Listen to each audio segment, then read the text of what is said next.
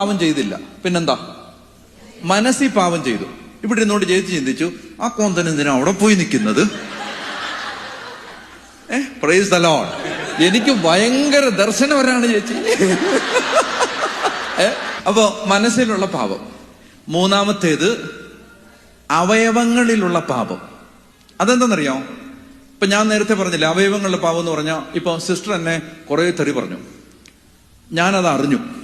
എന്നിട്ട് ഞാൻ വന്നിട്ട്, ഞാനൊരു അച്ഛനല്ലേ, സുവിശേഷകനല്ലേ, മാന്യമായിട്ടൊക്കെ പെരുമാറണം എന്നൊക്കെ ഓർത്തിട്ട് ഞാൻ സിസ്റ്ററിനോട് കുറച്ചൊക്കെ സ്നേഹമായിട്ട് സംസാരിച്ചിട്ട് കുറച്ചു നേരം കഴിയുമ്പോൾ എന്റെ മുഖം പതുക്കെ മാറും. ഇനി സിസ്റ്ററിന് എന്തെങ്കിലും ഒരു ആപത്തുണ്ടായെന്ന് കേട്ടാൽ